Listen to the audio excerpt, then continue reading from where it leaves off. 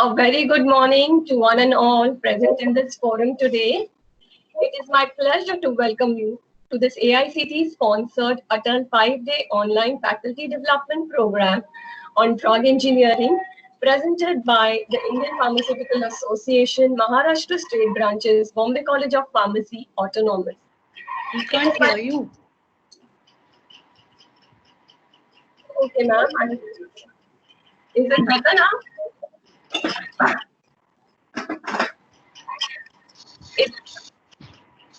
Can you hear me now? You are audible, madam. Please proceed. Okay.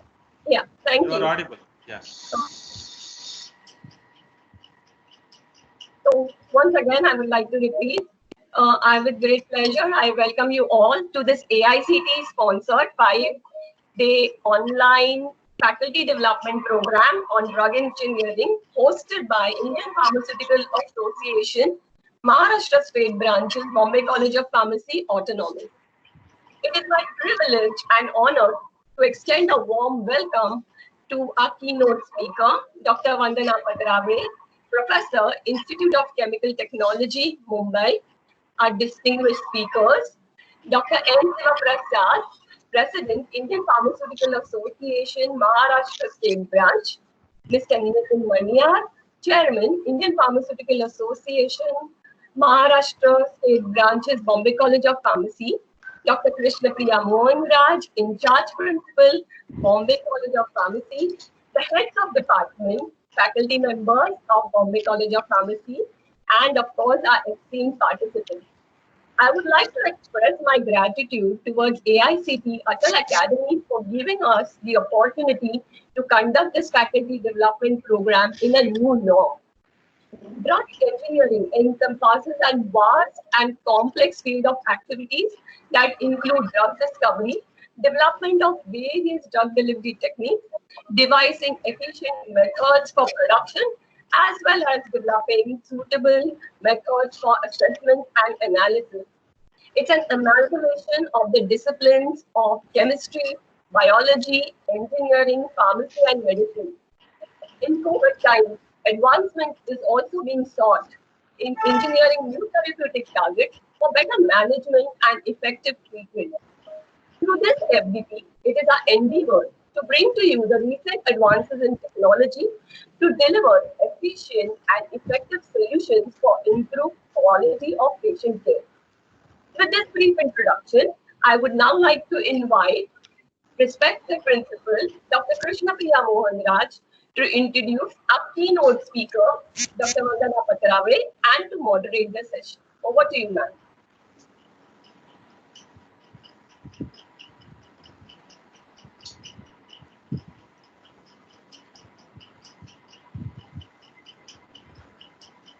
Voice is not heard.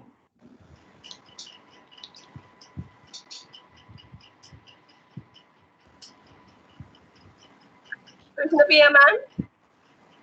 Madam, you asked. Voice is not heard. Okay, sir. Unmute. She is muted, I think. Sorry. Before I introduce our esteemed speaker, Dr. Vandana Patravale, I would like to give a brief introduction about Bombay College of Pharmacy. So, Bombay College of Pharmacy, as you know, was established in 1957 by the Indian Pharmaceutical Association, and that time it was the Bombay State Branch, and now it is Maharashtra State Branch. So we are run by a professional organization dedicated to pharmacy. And since there is a lack of time, we're just going to give you a brief glimpse of the 63 years of excellence with stressing more on the past year. Our vision is to be a leader in pharmacy education, pharmacy training, and research in pharmaceutical science. Next slide, please.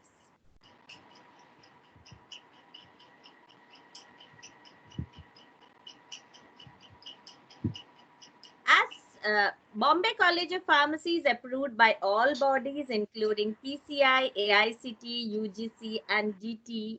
We have permanent affiliation to the University of Mumbai. It's more than 150 years old. We are recognized as a zero scientific and industrial research organization by the DSIR Department of Government of India. We have an NBA accredited BPharm program, and very recently, that is the last academic year, we got autonomous status for a period of 10 years from the University Grants Commission. I would also like to mention here that Bombay College of Pharmacy has the AICT Quality Improvement Program Center, and it gives an opportunity for faculty who would like to pursue their PhD programs at Bombay College of Pharmacy under the AICT QIP program. So we have 8 seats in this, 2 in each in the various departments: pharmaceutics, pharmaceutical chemistry, pharmacology and toxicology, and pharmacognosy and phytochemistry. Next slide.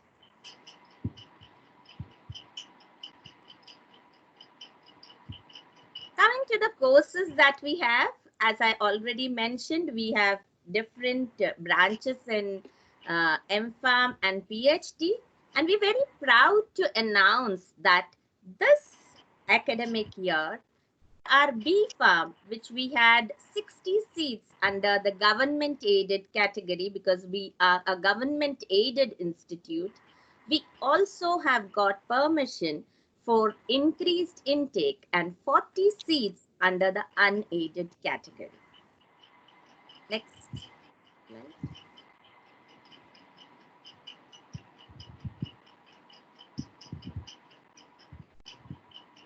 Coming to our NIRF rankings, so we're very proud that we've always come in the first 25 of the institutes ranked under the National Institutional Ranking Framework for Pharmacy, and varied ranks from 6th, 8th, 15th to 24th.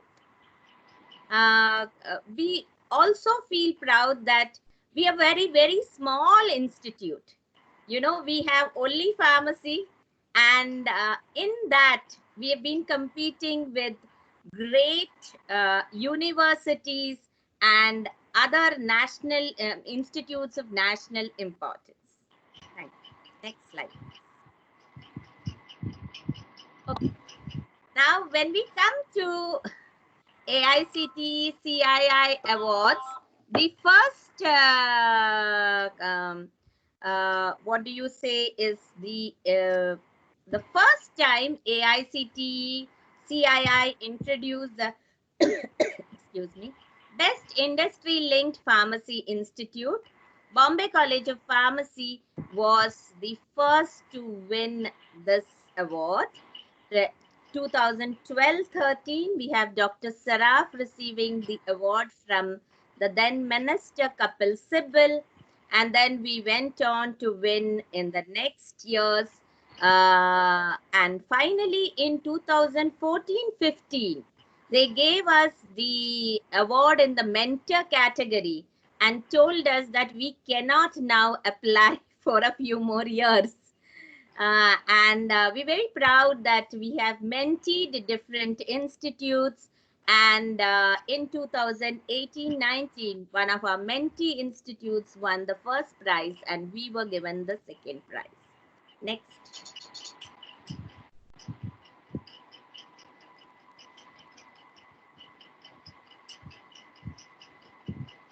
This is last year. This is the 6th FICCI Higher Education Excellence Award 2019 in Excellence in Enabling Research Environment. Bombay College of Pharmacy won the Special Jury Mention Award. So it's like the Critics Award. And I'm very proud to state that the jury was headed by Dr. Mashelkar, the former Director General of CSIR, and very esteemed members in the jury. And I'm very proud of the faculty of Bombay College of Pharmacy who have done various research projects. And in this particular award, it was very unique. It was not for pharmacy, it was for the whole, various, all branches could apply everything. But they had specifically mentioned that we had to choose one project which is of, done by in-house funding, one great project by government funding, one project which was there for, where we have done international collaborations, one project which was done by industry, and mention the various projects that we had done for societal upliftment. And all this could have been done only because of our great faculty members who have written for research projects, collaborated with industries, with foreign universities, and we've got, you can say, from government agencies in the last 5 years, 10 crores and 1 crore in from industrial projects. Next slide. A few other to mention was the National Education Leadership Award for Bombay College of Pharmacy in 2019. And we've signed many MOUs with a variety of, you can say, international and national universities. And we've just put in one with Duquesne University, Pittsburgh, which was done last time. Next.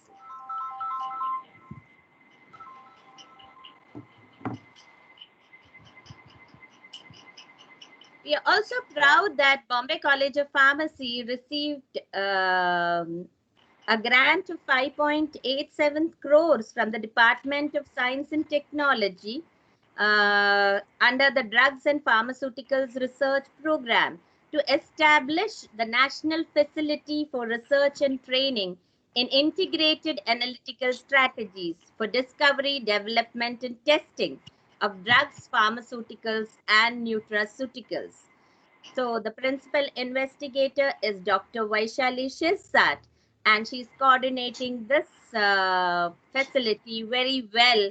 And this is functional. We have also integrated it with our Dr. M.K. Rangnekar Drug Testing Laboratory, so that it is an FDA approved laboratory. And so I would request the faculty and even industry personnel that they should take advantage of this facility being available at Bombay College of Pharmacy, where we have LC, MSMS, ICP-MS, HPTLC-MS. So this was a brief background about Bombay College of Pharmacy. Next slide. Where you can see that we have collaborations with a varied universities in India and abroad. And we're also proud that even for industrial collaborations is not only for projects. We have TCS helping us, they have done courses for our faculty, and they also take our elective subjects on various clinical pharmacy, pharmacovigilance, bio-sponsored scholarships, Novartis, IQGenX, our MPharm students go and do their projects. And I must mention about Unichem that they have given us the Amrit Modi Research Foundation established at Bombay College of Pharmacy, and they sponsor 10 PhD students every year. So I thank all our collaborators. Only a few are mentioned here, otherwise it'll take many, many more slides. Thank you.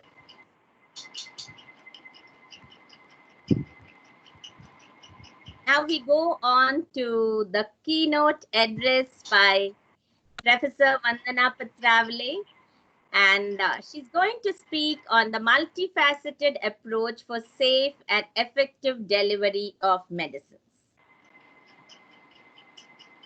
Professor Vandana Patravale has over 30 years of teaching and research experience, a wide range of publications in high impact journals with an H index of 44, I-10, 105, 13 granted patents, 22 patents in the pipeline, 2 trademark registries, 2 published books, 25 book chapters with international publishers. And her areas of research include development of nanocarriers, emphasis on infectious diseases, cancer, and neurodegenerative disorders. Medical device development, I know her work that she does with drug-eluting stents and nanodiagnostics and nanovaccines.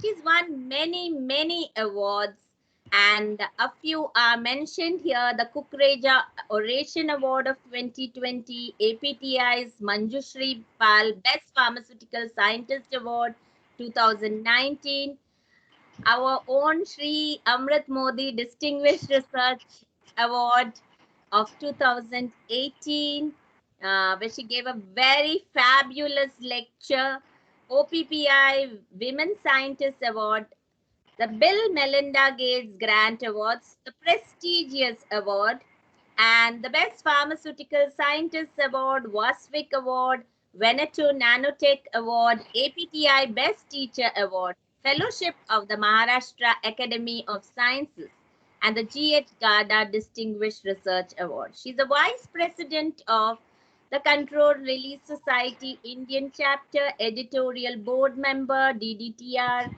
Editor, CRSIC, and APTI Women Forum newsletters. She's actively collaborated for a lot of projects with industry and also with countries abroad, Indo-Swiss, Indo-Japan, and Indo-UK.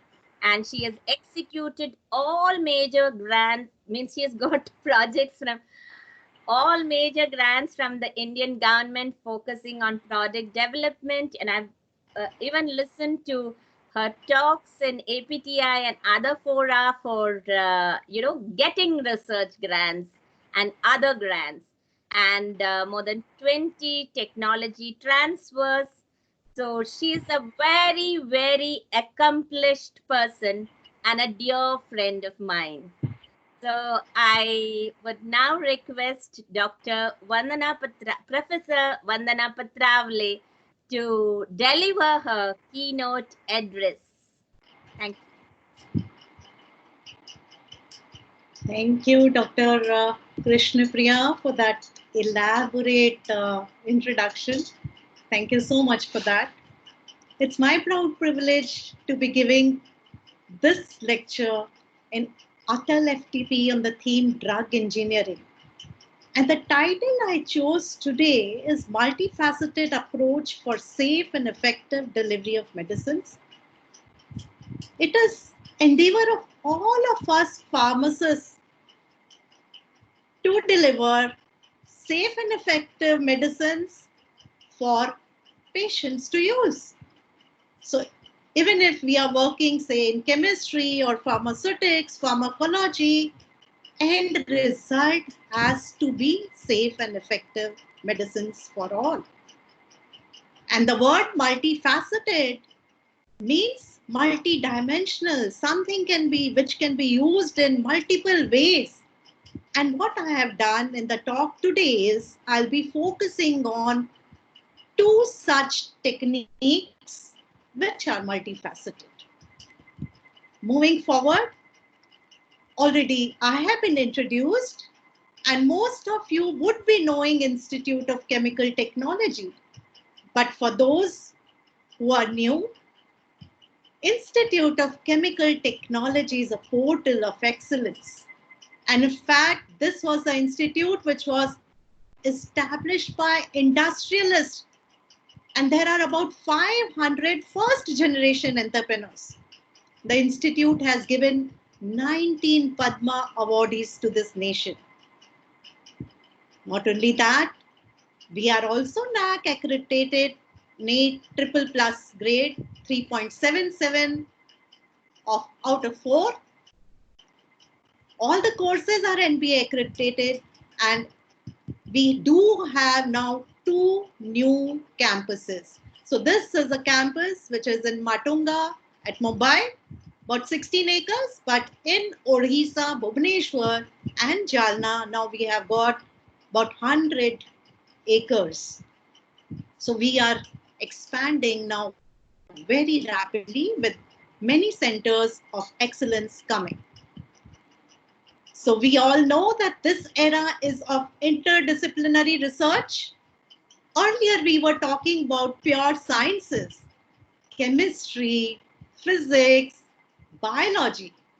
And then we started talking about biophysics, chemical biology, biochemistry, etc. Now all these sciences are working in tandem. And even computer science, colloid science, nanotechnology, biotechnology, all have come very, very close together. And in this era, in fact, of COVID, this is happening in a much, much better fashion. So what is the way forward in formulation science? I'll be dealing specifically with particle engineering, the area in which we have just ventured, and computational pharmaceutics in which we've been working. Both of these, believe me, have the highest potential. And this actually fits into the theme of drug engineering, because not only small molecules, but also larger molecules, biomolecules, can be engineered using these approaches either alone or in combination. Looking at microfluidics, this people have been using for synthesis. Flow chemistry is very, very well known. Advantages, of course, are it's a versatile technique, works in a continuous fashion, and therefore it's amenable to large scale. And you can control all the parameters. Does not occupy space. So all huge reactors in industry actually have been now replaced by microfluidic channels. Not only that, now this has percolated to delivery science too. And you will see many examples wherein microfluidics has been used to generate targeted drug delivery systems. I'm sure all of you have heard of lab on chip and organ on chip. These are also results of microfluidics. And definitely it can be used to deliver n number of therapeutic agents, be it from the chemistry origin or from biological origin. This also has been used for characterization, and in fact, the ones which I said, organ on chip, is being used to test as a screening methodology before we can go into clinical trials. So it's really a wonderful technology, state-of-the-art technology. Our research majorly is focusing on nanomaterials for drug delivery, and obviously that is one area which has seen in last 10 years, that is last decade, about 50 products entering into market and many more in pipeline and clinical trials. Advantage of microfluidics is that you can control the properties. One can control the size. So it could be micrometer, it could be nanometer, and it could be as small as 20 nanometers. one could design nanoparticles which are rigid or also which are soft. So this actually governs their interaction with the cellular membranes. You could also modulate shape and structure of these nanoparticles. One could have matrix type of particles. It could also be core and shell geometry. Shape-wise, it could be spherical. You can make nanofibers, and also it could be rod-shaped or platelet-shaped. Nothing stops you from modifying the surfaces so that they interact well with the receptors. And in this regard also, lot of work has been done so that these particles can be taken up by receptor-mediated endocytosis. So all in all, this particular technique manipulates fluids in micro-scale channels, and they can be designed in variety of ways. And you'll see some of the examples in few slides. So it integrates multiple structures. Advantages, it is a continuous operation. So it is replacing now all those which were batch operations. Now, wonderful technique to engineer particles the way you have to just imagine. Everything else can be done if you give the idea to mechanical engineers. They need to work in tandem with chemical engineers. So you have mechanical engineers, chemical engineers, along with physicists and of course pharmacists coming together as a team to design wonderful systems which can be used for targeting to get maximum effect. It can definitely lower all the side effects which are seen with conventional formulations. People have asked me whether this technique is cost effective. Answer is yes. Whether it can be scaled up, again answer is yes. In fact, the prototype microfluidics, in fact, can go up to 3 kg per day. So people have some apparatuses which give you milligram output, but you can scale it up easily to 3 kg a day, which is quite a good thing as far as nanoparticles are concerned. And I'm sure with technological advances taking place, this very soon will go up to 300 kgs too. Where it is being used in drug delivery, you can make lipidic particles, could be polymeric particles, could be hybrid of both lipid and polymer. They are offering innumerous advantages over single ones. One could also design biomimetics and of course inorganic nanoparticles too, which could be either alone or it could be in combination. Look at the first case study wherein siRNA lipid nanoparticles were generated. It's a very rapid preparation technique.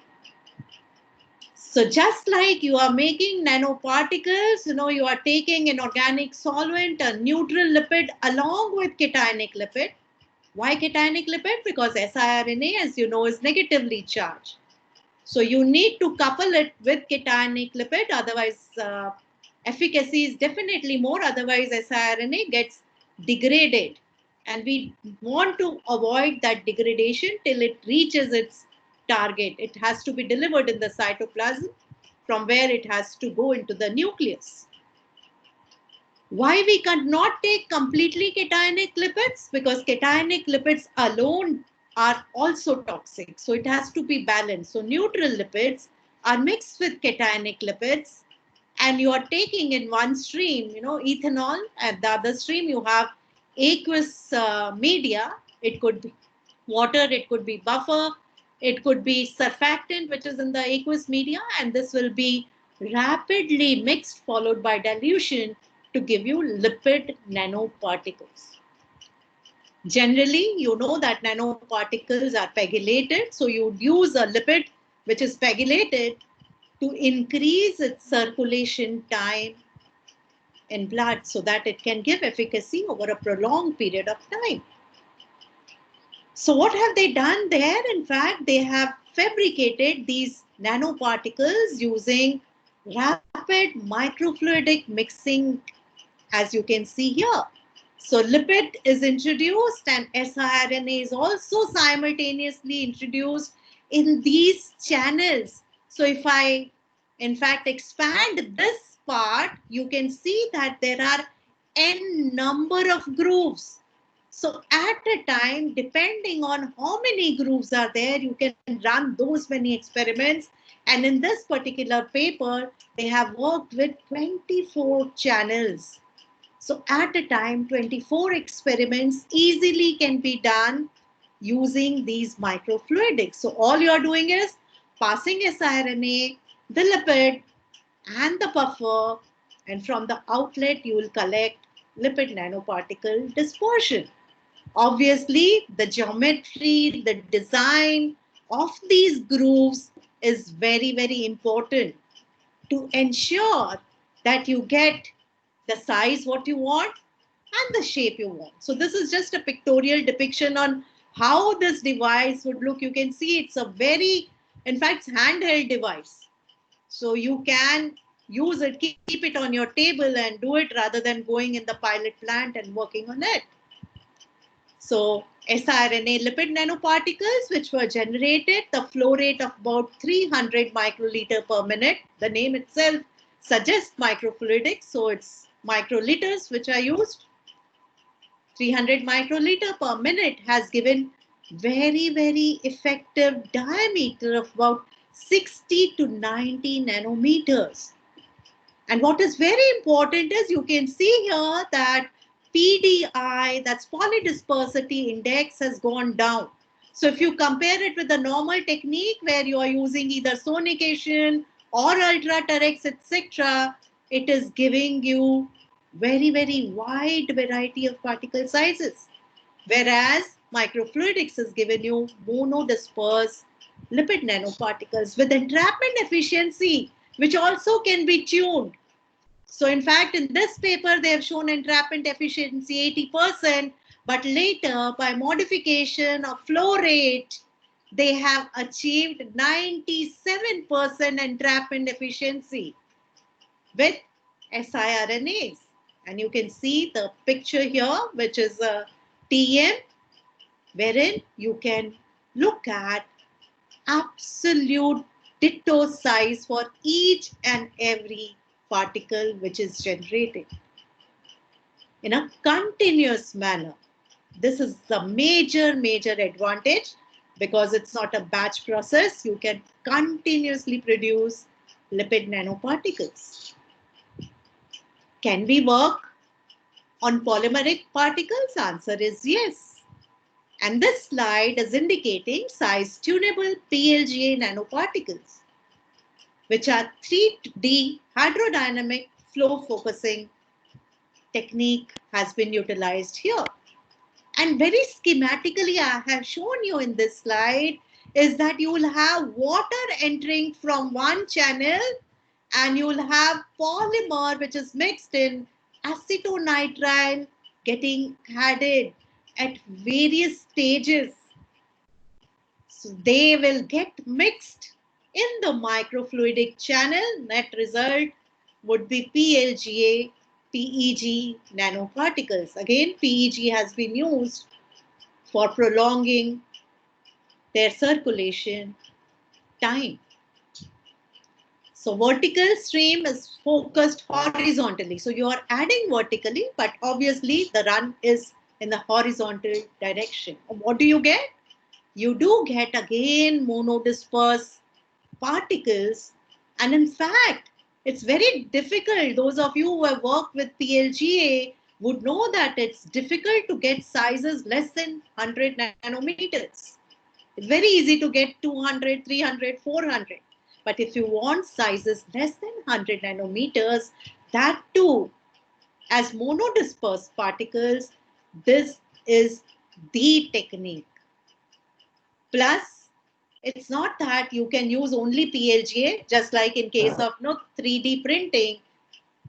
You can utilize very, very few polymers. It's not compatible with all. But microfluidics can work with variety of polymers. It could be from natural source. So people have tried chitosan. They have tried alginates. It could be from synthetic sources like PLGA. It could be polyepsilon caprylactone. Even people have made nanoparticles using pluronics for variety of applications. So polymer is what you have to select as per the application, and rest of the job would be done by microfluidics. So it's a very wonderful paper by Langer's group on microfluidics. You can see here that they have actually first done 3D simulation.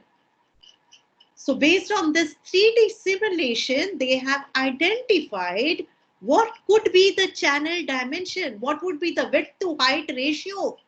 And depending on that width to height ratio, by doing confocal microscopy, they have looked at how the channel or the fluid in those channels will behave. They have designed, in fact, they have arrived at geometry of this device based on 3D simulation. So you can see that this is a multifaceted approach, wherein you can bring people from different dimensions together and utilize their expertise to get the nanoparticles, microparticles, or whatever you are desiring, which can be tuned as per your specific needs. So obviously, in this case, they have shown that NPs, that's nanoparticles, could definitely be very finely tuned with respect to specific release profiles. So depending on what is the geometry of these, from where you are adding your polymers, what is the gap you are keeping between these channels, and what flow rate the liquid will flow through these channels. You can change these, the one which is coming vertically and one which is entering, from the beginning, the aqueous channel. You can have different flow rates for each of them. So depending on that, you can design to get either the matrix type of systems, you can see here, or you can also get core shell model. Easy technique, scalable technique with multitude of advantages. And this slide clearly depicts that one could make a multifunctional nanoparticle like this. Why do I call it multifunctional? You can see that in the core, they have loaded gold nanoparticles, which is utilizing PLGA functionalized with gold nanocrystals, put in HPBCD, hydroxypropyl cyclodextrin. Why is gold added here? Because this is a theranostic fabrication. The term theranostic is combination of two words, therapy and diagnostic. So you can do diagnosis. You can diagnose where your particles are, how long they stay there, and then you can give therapy using, in this case, they have utilized doxorubicin. So they have put gold in the core and they have put doxorubicin onto the surface. That means in the coating. So it's a core shell type of a model. In addition, to quantify or to help quantify, they have used CY7 dye. So that CY7 dye is in the coating. This dye could be used for NIRF imaging.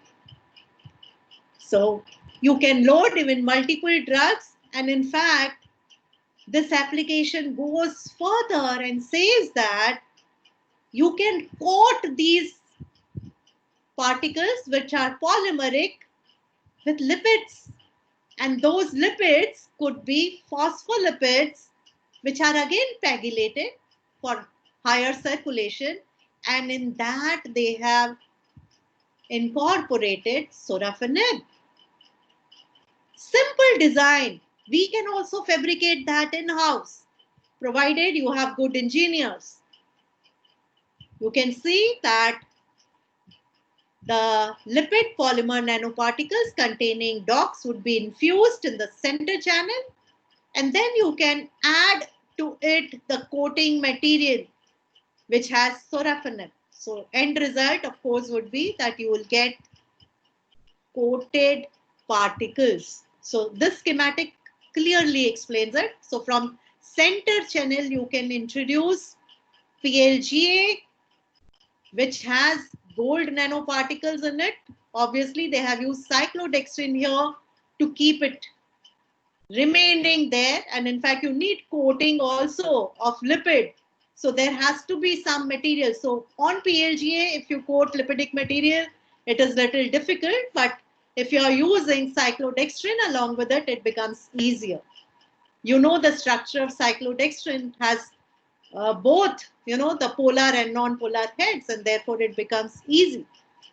So when you are doing this coating, you get at the end of it lipid polymer nanoparticles. Moving forward, of course, they have characterized it well. So they have looked at transmission electron microscopy of single engineered NP. You can see here. So it has, if you can see these dots, these are nothing but gold nanoparticles. Average size is 85 nanometer. Very, very monodisperse, because polydispersity is just 0.1, and that's your aim. FDA says, US FDA says that true nanoparticles are those which are less than 100 nanometers, and preferably polydispersity has to be 0.1. So that they are able to achieve, and you can see the contrast because there is gold nanoparticles. You can definitely see the contrast. It's the CT image which shows gold nanoparticles. CY7 has been incorporated in these particles because then you will be able to actually see. It's theranostic, so you'll be able to see it when it reaches a tumor site. So they have also done studies after total in vitro characterization, 3D simulation, looking at optical geometry, optimizing the optical geometry, making these particles, characterizing it, and then comes your preclinical experiments, pharmacodynamics, where they are trying to show the efficacy. So you can see that this is where the tumor has been generated. And when particles are injected intravenously, they go and get accumulated at the tumor site. So for the time period you want to monitor these, it would remain, this NIR dye would give you the results. So that's the idea of having a theranostic. So drugs which have been incorporated, doxorubicin and sorafenib, would be released. Obviously, over a period of time, this tumor disappeared. But what I'm trying to show you in the slide is that NIRF imaging easily can be done, and which indicates NP accumulation. So that is another field. Can you link NIR dye to your nanoparticles, tag it using microfluidics? Answer is yes. So it starts with, can you make polymeric nanoparticles? Yes. Can you coat them with lipidic nanoparticles? Yes. Can you tag any of such dyes, be it fluorescent or NIR dyes? Answer is again yes. So all of it can be done using microfluidics in a very, very highly consistent way.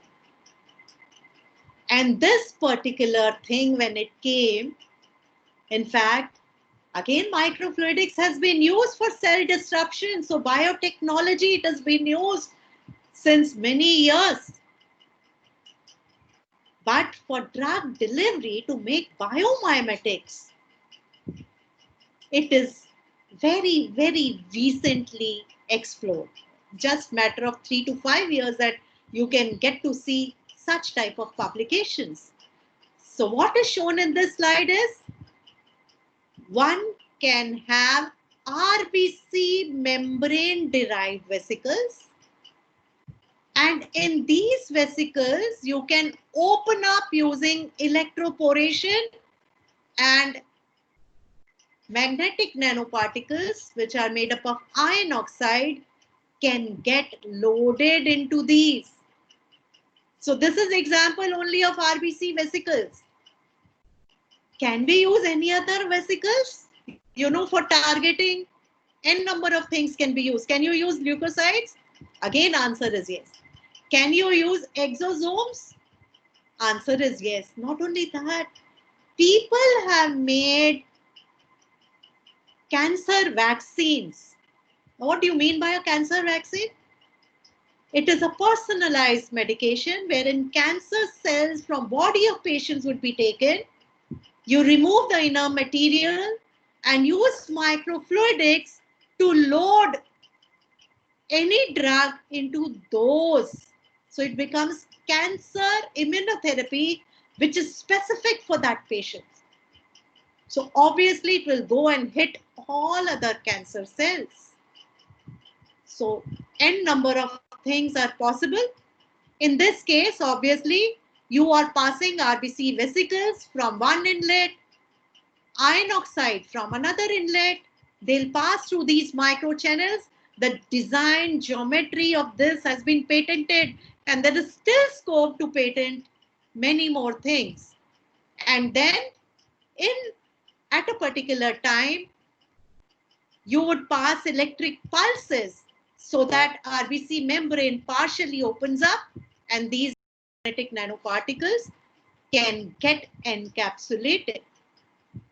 And obviously, when it would be given by IV injection, you know that there will be EPR effect, followed by, because you have used RBCs, they are absolutely biocompatible. And they will be taken up by endocytosis, and you are getting enhanced MRI as well as photothermal effect, photodynamic therapy, which is used. So instead of, say, magnetic nanoparticles, can you take gold? Answer is yes. So if you take gold nanoparticles, obviously you know that they can be heated externally. And that is what is shown the next slide, that you can actually make magnetic nanoparticles and provide heat from out. And you can see what happens when you are taking only, the magnetic nanoparticles versus when you are taking these nanoparticles and giving light intensity from outside. Microfluidic electroporation actually facilitated these nanoparticles to go deep inside, and they have better colloidal stability too. And it is given excellent in vivo PTT and MRI performance. You can see magnetic resonance imaging, the clear-cut demarcation. So this is the tumor, how actually it will get subsided over a period of time. So all in all, this particular technique, I would say, can be an excellent technique for particle engineering, be it only drug microcrystals or drug nanocrystals or matrix or core shell geometry or multifunctional. So anything can be done using microfluidics. So currently you will see a lot of research papers in this particular technology. High level of precision, easy to regulate parameters. Unlike, high pressure homogenizer, which all of us are using now, we are using very, very high pressures. Sometimes even temperature. So that is another advantage of microfluidics. Why are we able to encapsulate biologicals? Because you are not using any higher temperatures. It's very easy to regulate flow rate, All you have to look at the microfluidic geometry, the chamber geometry, how your fluid is going to move, how it is going to react in that small space. And definitely, this is a stepping stone towards modern fabrication paradigms. Coming to the next one, which is computational pharmaceutics. You can see that earlier, all of us were working on descriptive and diagnostic type of things. But future is a predictive and prescriptive type of thing. And that's why we are able to talk about personalized therapy. Can you predict whether a person will have Alzheimer's 20 years before he or she gets Alzheimer's? Answer is yes. So value definitely is going to increase in this direction. Obviously, the complexity will also increase till we understand how exactly things work. Whole credit, in fact, I would like to give to this trio, Martin Karplus, Levitt, and Warshil, who have got Nobel Prize in Chemistry in year 2013. What did they do? They said that everything cannot be explained by ball and stick model. I'm sure all of us would have learned chemistry and interaction of atoms using ball and stick models. But as complexity increases, as we are getting proteins, peptides, and we are looking at how will they react with receptors, it's only getting complex day by day. So they have indicated computer is just an important tool, in fact, as important a tool as test tube for chemists. And now it's not only restricted to chemists, you know that biologists are using this too. And even we all, life science people, have started using this to our advantage. So obviously, there will be many lectures which you'll hear in this FDP on computer-aided drug design. And therefore, what I'll do is I'll focus more on computational pharmaceutics, which is our core area. Which are the various computational tools which are used in pharma? N number of tools are available. So if you want to study ligand interactions and molecular dynamics, you could use Schrodinger, BioSuite, Autodoc, Gold. There are many more. Many of them are free too. And in fact, now that drug discovery hackathon is going on, Schrodinger has given free access to their software even to students to come out with drugs which could be repurposed for COVID. So we should make the maximum use of this opportunity. For molecular modeling and SAR, you do have Mestro, Gram, PAS, and many more.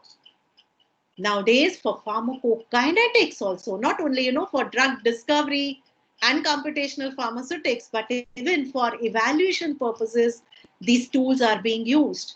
And one very famous one, which in fact almost all industries started using, is GastroPlus.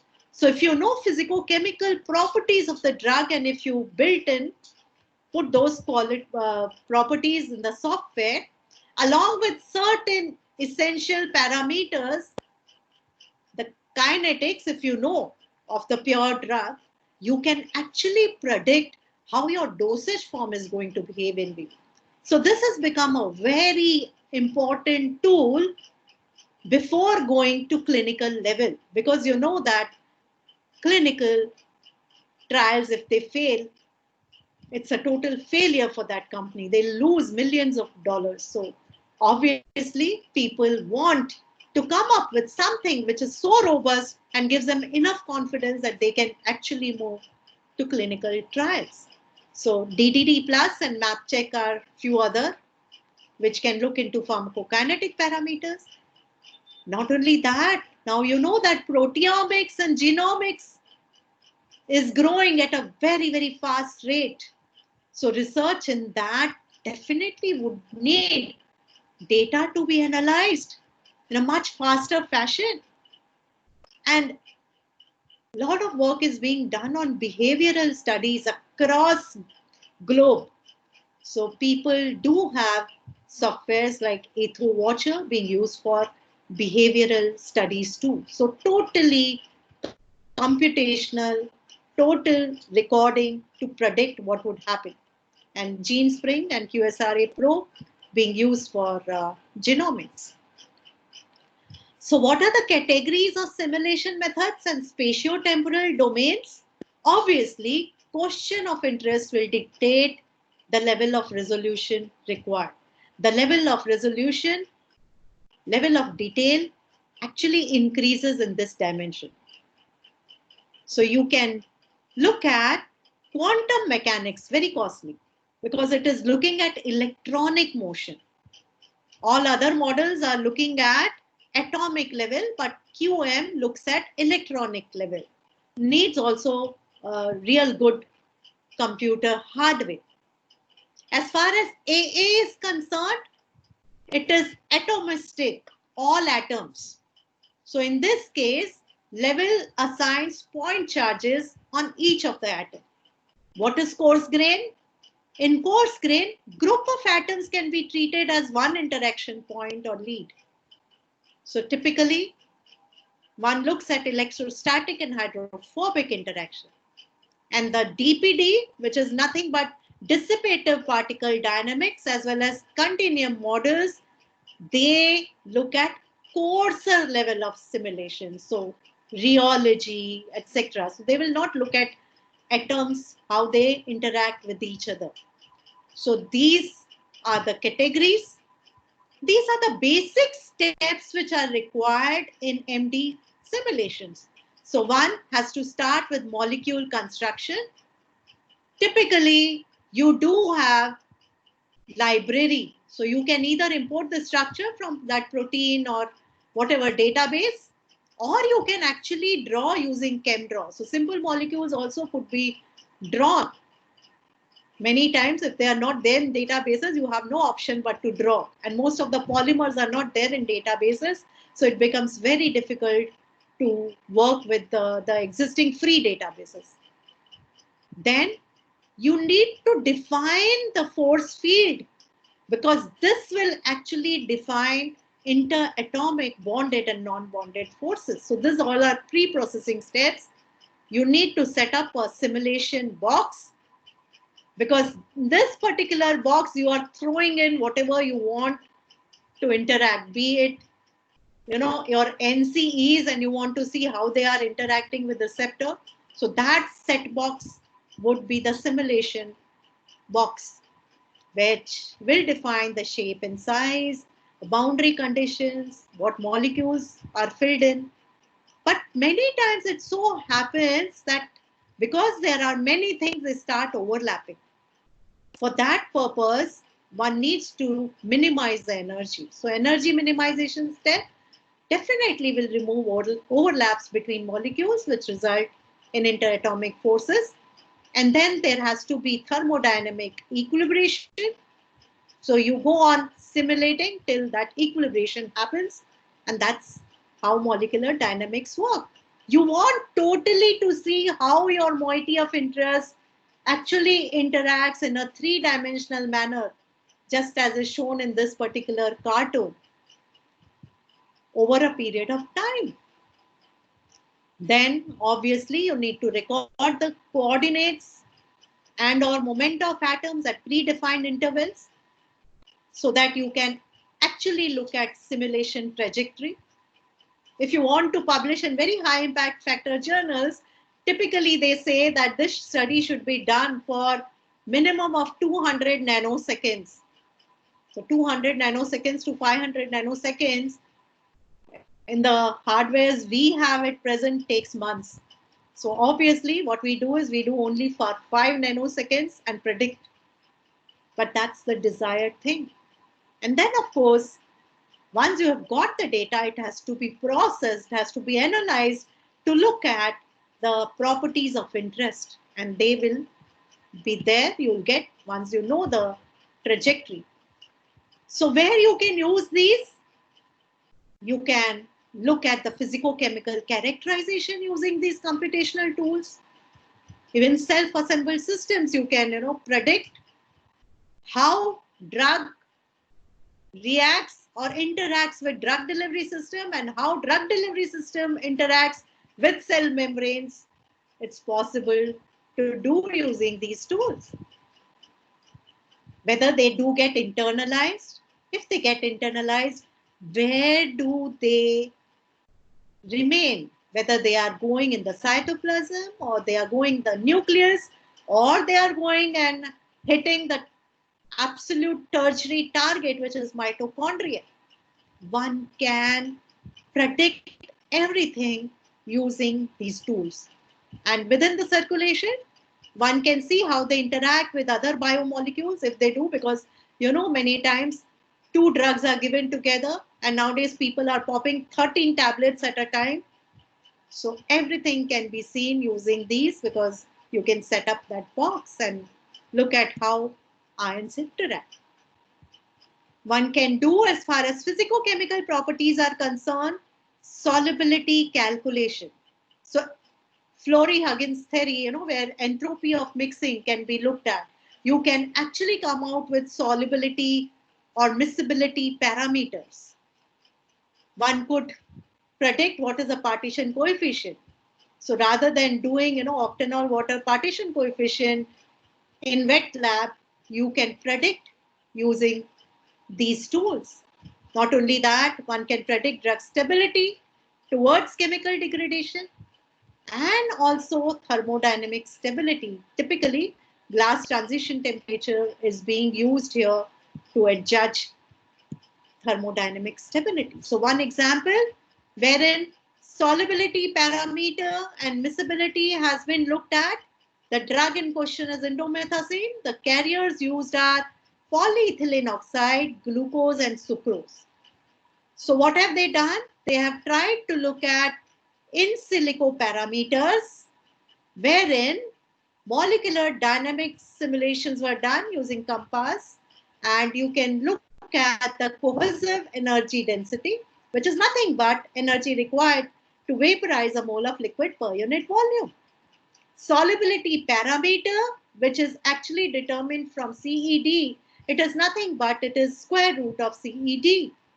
So these are the values of solubility parameter. All you need to know is if your solubility parameter using any excipient is close to that of drug in question, it would get dissolved. So if you look at these values, it is very clear that PEO has this solubility parameter closer to indomethacin. You can see the difference is only 1.7 and therefore it is miscible. Whereas wherever you see there's differences more like glucose, it would be immiscible. And then there will be some ingredients in which it is partially borderline miscible. So in this study, all they have done is looked at variety of, in fact, ingredients and how they will react with number of drugs. So in silico, followed by use of thermoanalytical techniques like differential scanning colorimetry to say whether they are miscible or non-miscible. So you know that if it is completely miscible, if you have the drug peak coming at its melting point, that would vanish. So in silico correlated with thermoanalytical technique. Can we use it in drug delivery systems? Yes, we can. Again, just like microfluidics, these could be done on lipidic drug delivery systems, polymeric, it could be hybrids, dendrimers, newly emerging co-crystals, could be used for proteins and peptides, and of course also for inorganic nanoparticles. So example of lipid-based drug delivery systems, you can see that as I mentioned earlier, you can mention them as fully atomistic, atom by atom. It could be united atoms where you have grouped together atoms, or it could be coarse-grained models. So we can move from 149 interactions simplified to about 50 interaction, and in coarse-grained model, what you have is only 12 interaction sites. So this is a very simple model And in fact, most of pharmaceutics people would work with coarse grain model, unless of course there's a need for all atomistic models. So if you look at the liposome, and you know it's a bilayer structure, just like mayonnaise sandwich. So you have non-polar ends and you have polar ends. So within the core or within the shell, you can incorporate drugs depending on the drug solubility. So if it has to be given as a coarse grain model, it can just be depicted as having hydrophilic heads and hydrophobic tails. So very, very simple way of actually assigning values to polar and non-polar ends. And definitely you can look at the structure of liposomes, whether it permeates a given membrane or not, and what are the dynamics, whether it is internalized within the cell membrane or not. And this particular slide depicts that you can actually have liposomes, which clearly you can see are bilayers, and whether they are getting self-assembled depending on the packing ratio to give you liposome, whether it is a cubosome, whether they assemble to form micelles, or whether they do interact with the skin or any other biological membranes, and how closely do they interact. And actually using these techniques, as you can see in the model here, the simulation study of stratum corneum lipid mixture, people came with those lipids. They could identify those lipids which fuse easily with skin lipids so that they can be taken in higher amounts. So obviously one could look at the permeation. You can see here how the moiety gets permeated across. How do they interact? Whether they interact first at all. And you will see some examples in the next slide. You can also predict which permeation enhancer would work best for my kind of drug. So be the drug from chemical origin, or it could be biomolecule.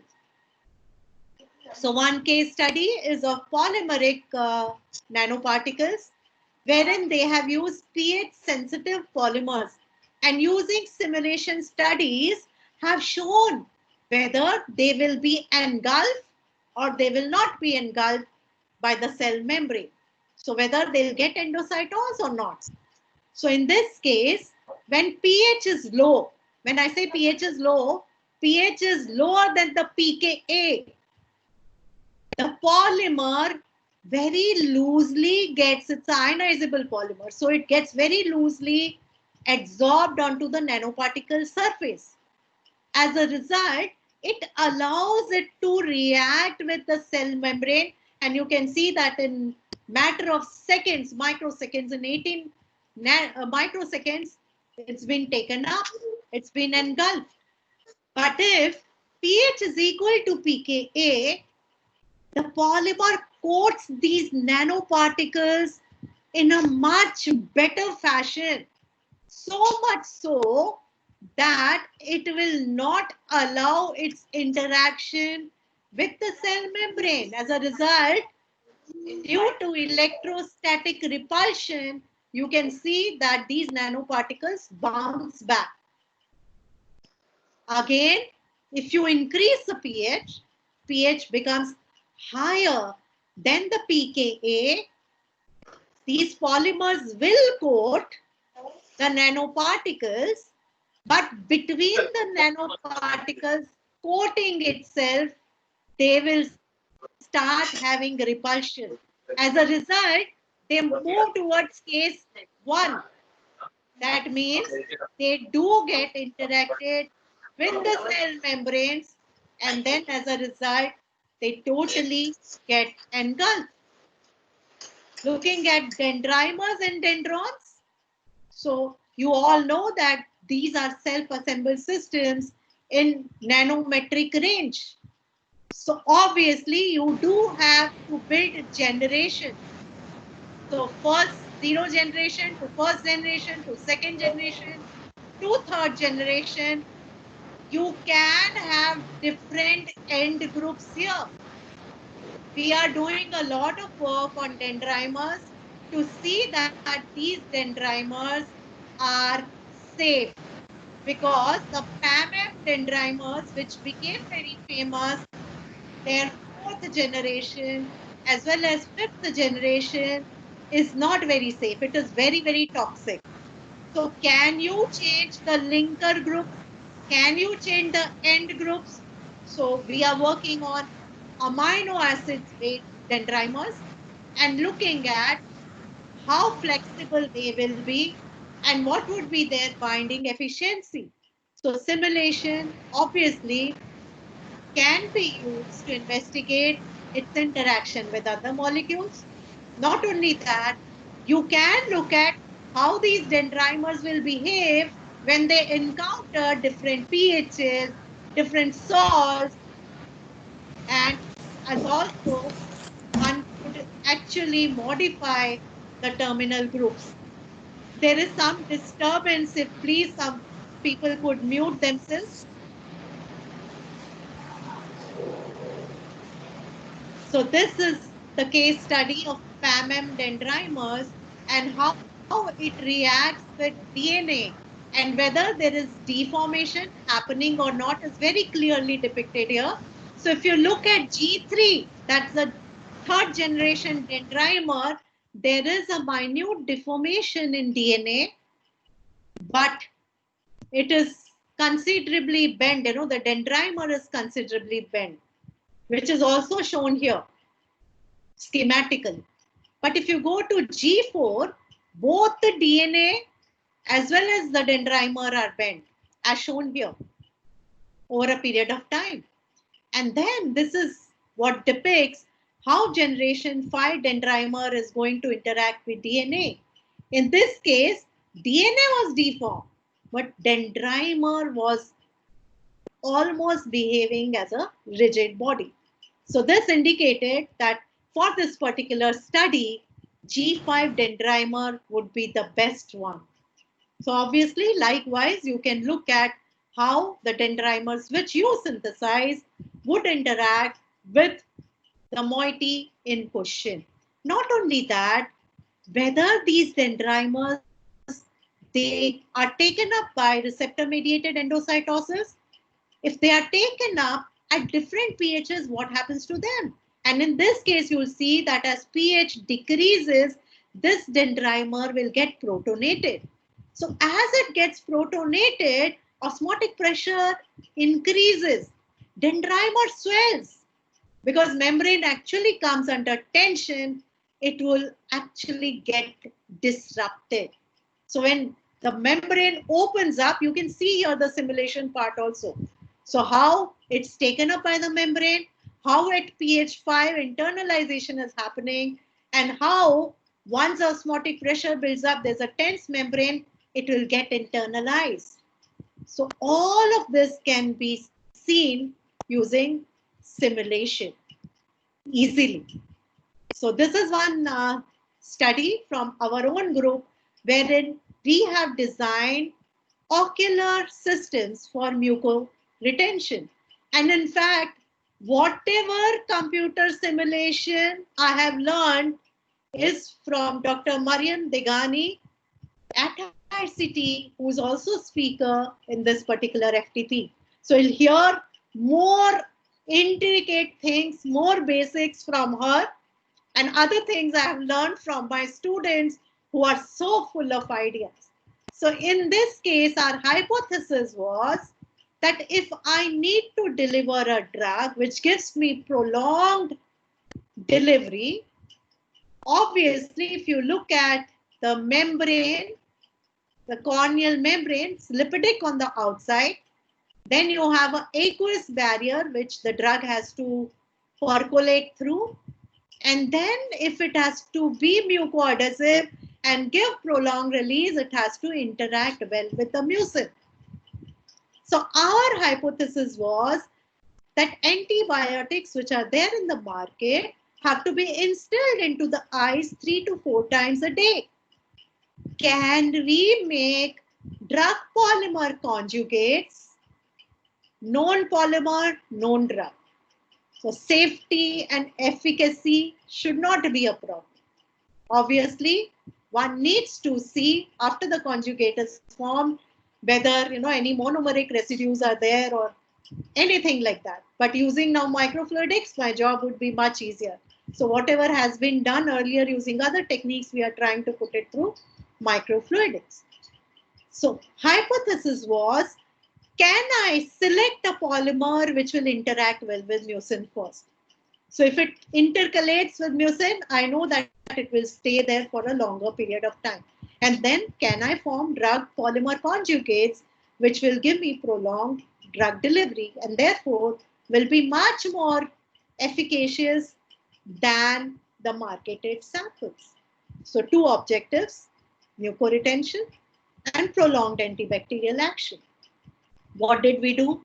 We looked at binding interactions and we wanted to see whether the drug has covalent association with these mucoadhesive polymers. So in this case, we have used polymethyl vinyl ether, malic acid as a polymer, and model drug which was used was not fluoxetine because many of the products, marketed products, are not flux based. And in fact, this was ably actually guided by Dr. Mariam Degani, and later on we came into picture to look at the pharmaceutics part. So very facile one-pot synthesis of drug-bound polymer, which could easily be functionalized. We performed molecular docking studies and looked at how this docking gives us idea about interaction first of the polymer with mucin and second of the drug, not fluoxetine, with this polymer and mucin together.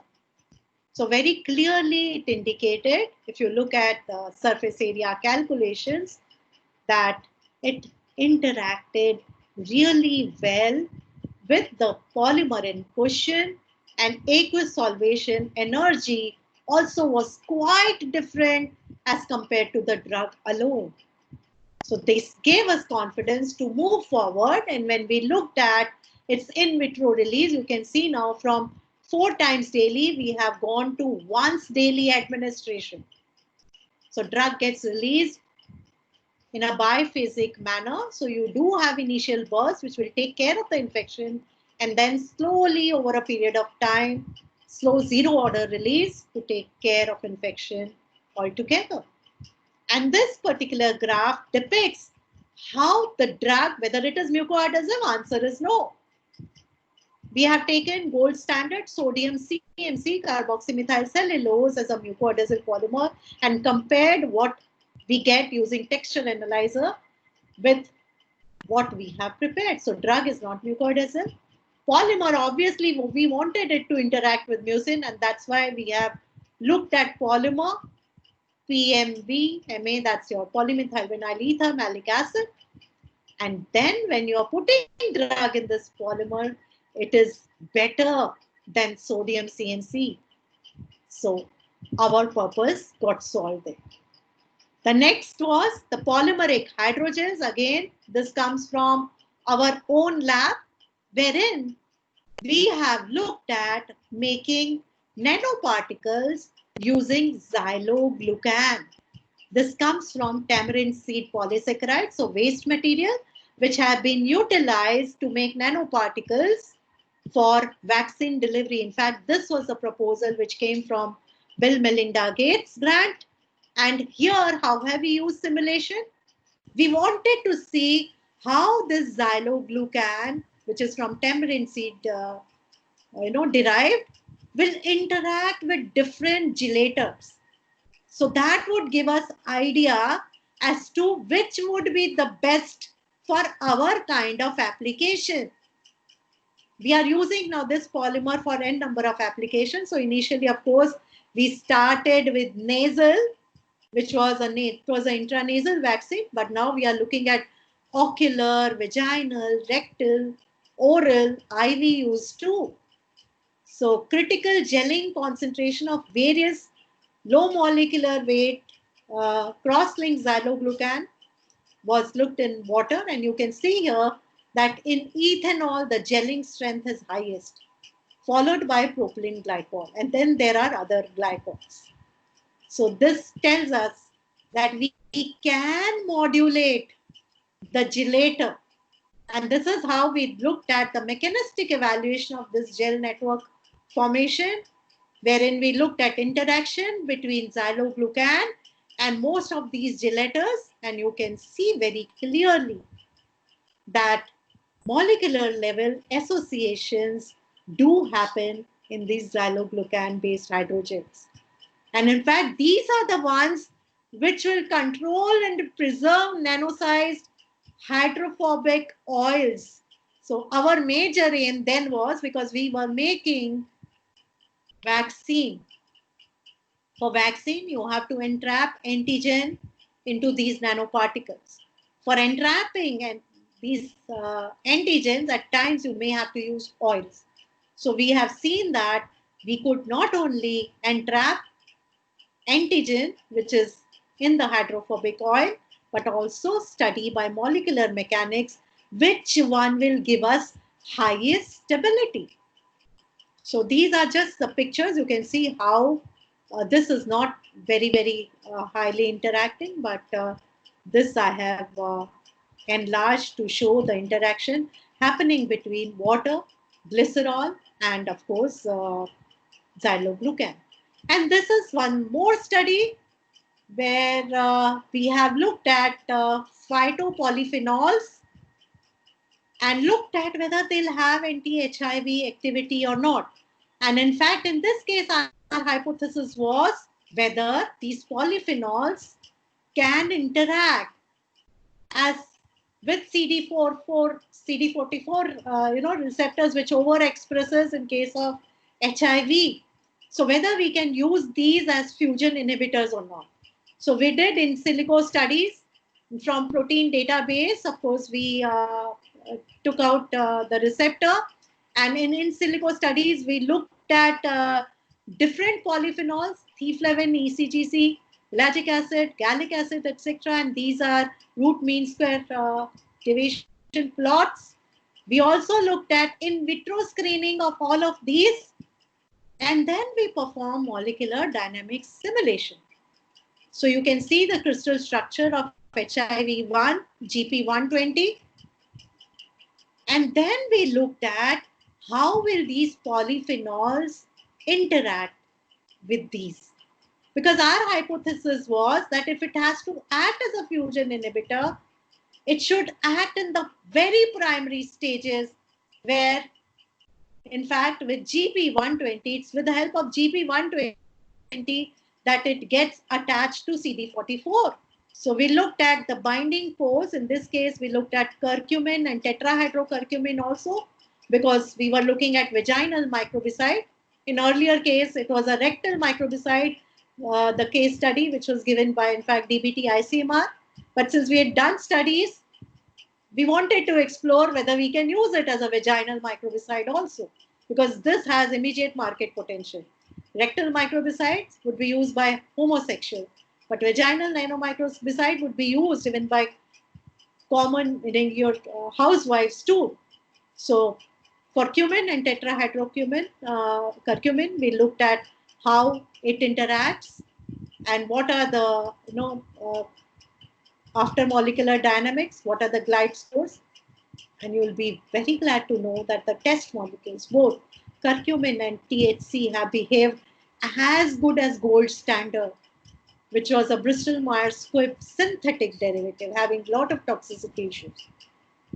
Glide score of -6.145 versus -6. So you can have natural moieties which could be posed. Obviously, the challenge then is many people say that in docking they behave well, but they do not perform. They do not perform because formulators need to be taken right in the pre-clinical and in fact pre-formulation stages. So one needs to work very closely with formulators as soon as IND is filed. then you will see the results, because solubilization is a major challenge for almost these drugs. I'm very glad to say that we have actually solubilized curcumin to very, very high amounts. And in fact, the product by Cadila is also in the market in soft gelatin capsules.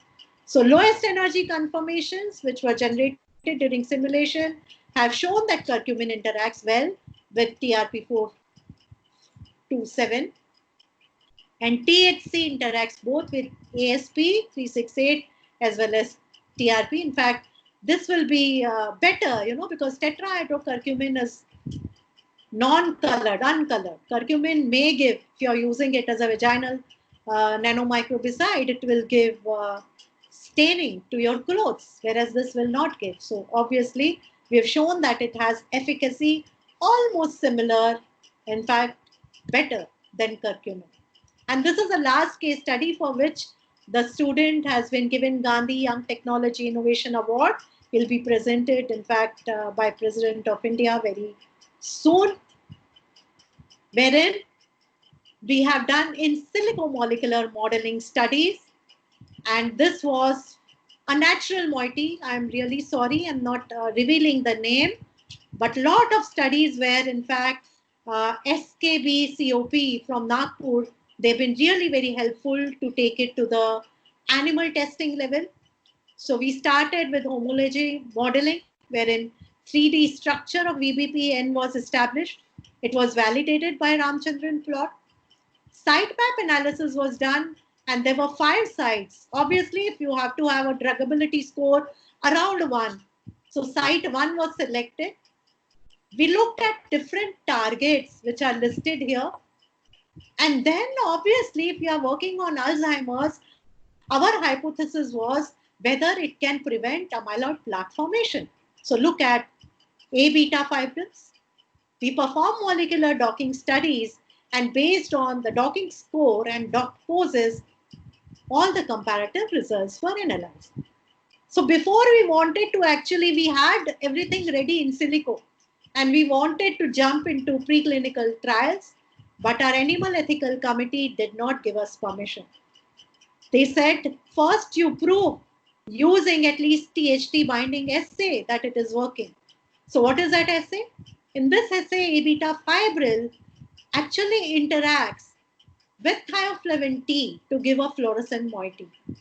So if your API or NCE or whatever you are making, for Alzheimer is effective, this fluorescent intensity will go down with time.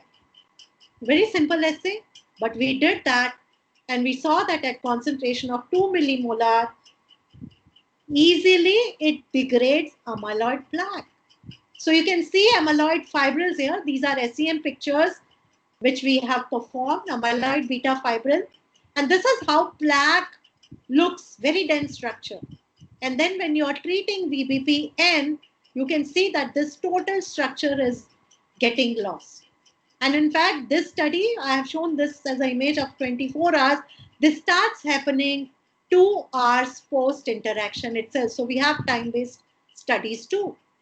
So after doing this, of course, we characterize it at length. We have to, our endeavor is to give safe, effective delivery systems. So we made microemulsions, and we made mucoadhesive microemulsions too, looked at its permeation through porcine nasal mucosa, studied mucoadhesion.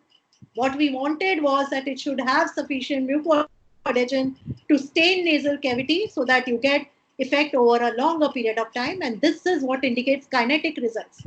So you can see the drug targeting efficiency. If you take only VBPN, of course, this is an organic solution, doesn't go as such, 445. But if you take microemulsion, it increases 4-fold. So 4-fold higher uptake when you have it as a self-assembled system, either in micelles or in microemulsions. We have studied variety of systems. I'm giving you data on BFME. And then when you are making it mucoadhesive, this is about 3-fold. But this is initial data, and I'm sure that over a period of time, mucoadhesive one will perform much better. Permeation is better. So it will give good results too. We looked at histopath. It's very important that cilia should not, in fact, degrade when you're doing nasal ciliotoxicity. And once it reaches, brain, neurons should not degrade. So consecutive 14 days they were administered, and it shows absence of neuronal degeneration. Then we moved on to pharmacodynamic study. This is the last, study which I'm discussing. So another 2 minutes, wherein we are actually injecting intracerebral ventricle E-beta peptide, day 0, then training the animals for about 7 days, then starting with our treatment. So there are different groups, one which is given only saline, and the other 2 are given treatment, either one which is in market now, donepezil, or we are giving our formulation by nasal route. So during all these days, of course, animals are trained twice daily. At the end of 28 days, we are doing sampling biochemical estimation. So as I said, we have utilized facilities of video tracking as well as stereotaxic apparatus at SKB College of Pharmacy. And I'm really thankful to Dr. Milind Umekar and his team for giving this facility to us, and total free hand. And now such a collaboration has got established. I'm sure we are not going to stop. They are having expertise there, and we have expertise on the formulation side. So this is how radial arm maze looks. So there are 8 arms, and you can see that animal will be placed here, animal would be trained. So if you keep food here, the bait, obviously first instinct, if the animal is normal, they'll go towards these arms because food is available. But once they have Alzheimer, when A-beta peptide has been actually injected, they will get confused. So you look at reference memory as well as you look at working memory. In one case, they don't go to where food is kept, they go in the other arms. Absolutely sad situation. Sometimes they get so confused that they go in the food arm, they eat the food, again go in the same arm. So all these are done by video tracking, and the results of behavioral studies are given in this slide, wherein we look at working memory errors and reference memory errors. References, when actually you have trained them to go towards a bait, but still they go elsewhere. And working memory, where actually speaking, they go in the other arm. Both are bad. So you can see the results in all these graphs. Little busy slide, but all you have to see is how something which comes from a natural source, formulated as microemulsion, how it behaves with donepezil. And these are retrieval latency graphs. Not only that, we looked at biochemical analysis also, and these are brain-derived neuronal factors, and you can see that they grow. So who said neurons die? I'm sure I'll take care of myself and not have Alzheimer's if I start taking these natural supplements now itself. We also looked at inflammatory cytokines like TNF-alpha and IL-6. There's a very close correlation between neuroinflammation and Alzheimer's. So keep that inflammation under control. Obviously, your memory will not get impaired. So all in all, you can see that both the biochemical analysis as well as behavioral analysis have given us a very good lead that we can definitely now enter into clinical trials for effective treatment of AD. So in conclusion, I would like to say, analogous to paradigm shift of drug development in the past 3 decades by computer-aided drug design, computational pharmaceutics also has a great potential. So I'm sure these 2 techniques which I have discussed will shift the paradigm of drug delivery research in years to come. And these are our research areas. So anyone who would want to work in collaboration is welcome. Lot of technology platforms have been generated, as I mentioned by Dr. Krishnapriya, and most of them are in market. And in fact, what you can see here is currently in trials, clinical trials for COVID. This is the curcumin-based soft gelatin capsules, other nanodosage forms with respect to vitamin D, And incidentally, both vitamin D and these natural supplements are being suggested for COVID. And stents, of course, that has been our stronghold. We are also working on intrauterine devices. In fact, this has been given to WHO market. A lot of work going on balloon catheters also. So these are our collaborators, and our lab is very well equipped with all the instruments generated through hard work of students who are working only with one mind, and that is focus. And this is our beautiful family. And I would like to especially mention Anjali Pandya, who has helped me making this presentation. And thank you from my side. Obviously, I'll end by a quote with Albert Einstein. Says to raise new questions, new possibilities, to regard all problems from a new angle requires creative imagination. And in fact, that's all you need. Collaborate with people who have expertise and see that you'll definitely, it will mark real advance in science. With that, I would like to end my talk. Thank you. Thank you, Professor Vandana, for the wonderful, really multifaceted talk with great insights. You know, it is an eye opener. And we have a few questions. I would just like to mention to you that things related with computational, many of the things Dr. Elvis has already answered in the chat box. That's great. Thank you so much. So helped you out in that matter. And we'll take a few questions before we proceed with and go to the Atal AICT formal inauguration from Delhi. Sure. So one question that is asked by Aarti Prabhu, she tells, thank you, madam, for the fascinating talk on computational pharmaceutics and microfluidics-based formulations. Are there any practical problems while formulating nanoparticles using microfluidics, such as blocking of the channels due to their narrow diameter?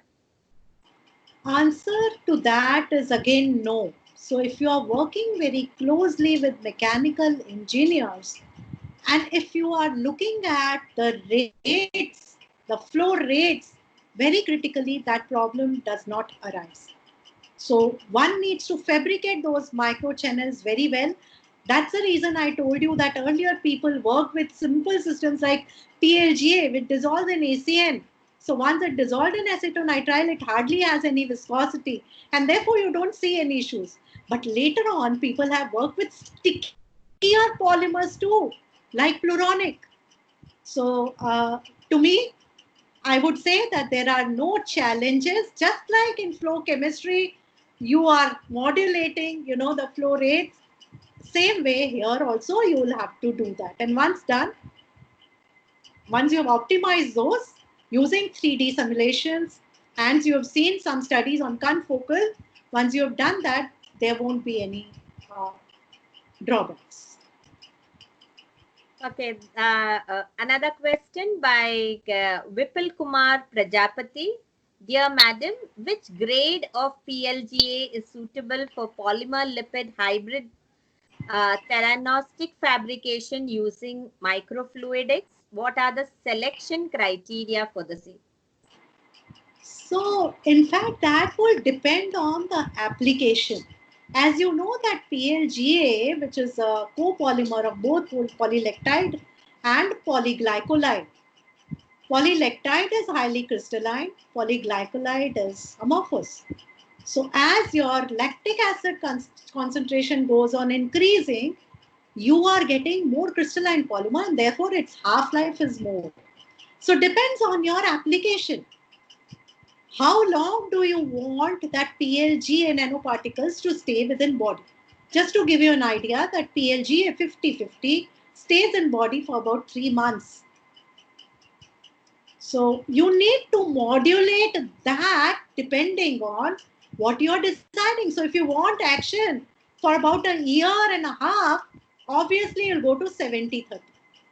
So you'll go towards more of lactide acid. But if you want it to be shorter duration, you'll increase the polyglycolic acid content. I hope I've answered. It's all application focused. Okay, there are a few questions by Dr. Vivek Dhawan.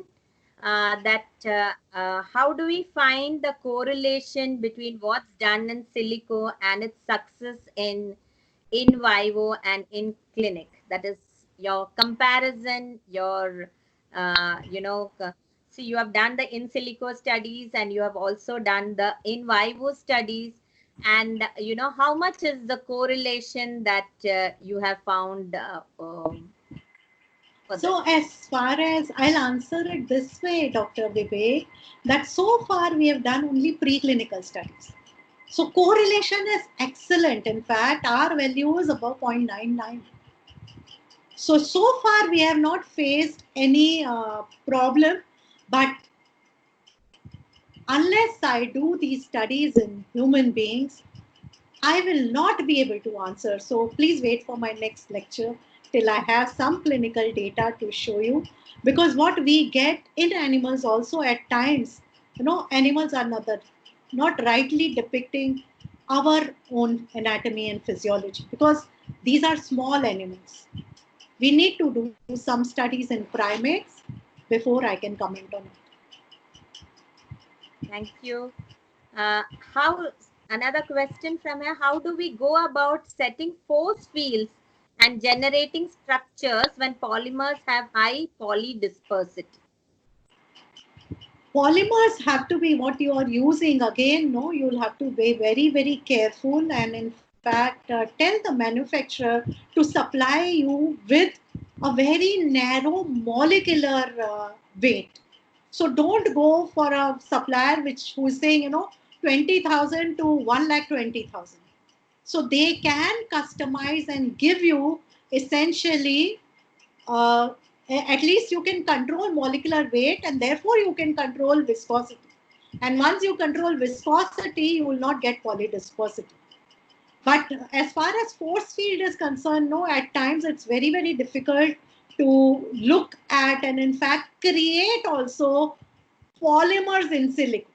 Not everything is available actually in the database. So many times our kind of systems, like for example, what we have at ICT also, Schrödinger's has not given us a module to have a total polymer generated at once. So many times we take 2 monomers and then sandwich drug and then see, which is not the right thing to do. So we have to go for higher paid versions to get that. And once you have done that, a setup box creation is not difficult. Okay, I think this will be the last question that we'll take up because of constraint of time and that we have to go for the other inauguration. Is it possible to, is it possible to formulate drugs effective on brain disorders using polymer lipid hybrid fabrication technique? Answer to this is also yes. But I have my own,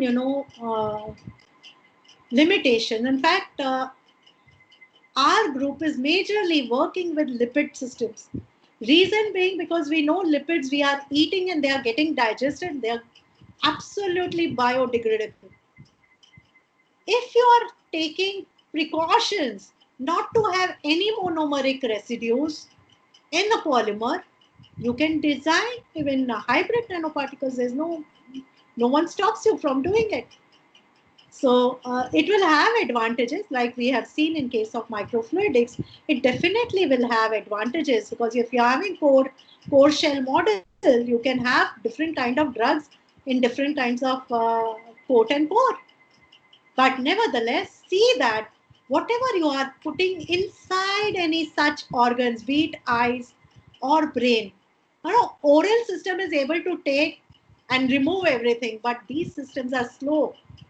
So over a period of time, there should not be any accumulation which can lead to difficulties. So you need to be little cautious. This question was from Dr. Rajnikant. Professor Vandana, it was such a wonderful session, and I'm sure all the participants have greatly benefited by the insights provided by you.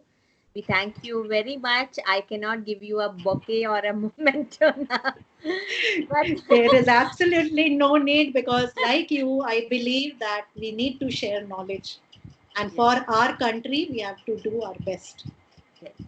So I would request all the participants also to join in, and even the speakers who have joined us today to join in for the formal inauguration, which is going to take place. The link is provided.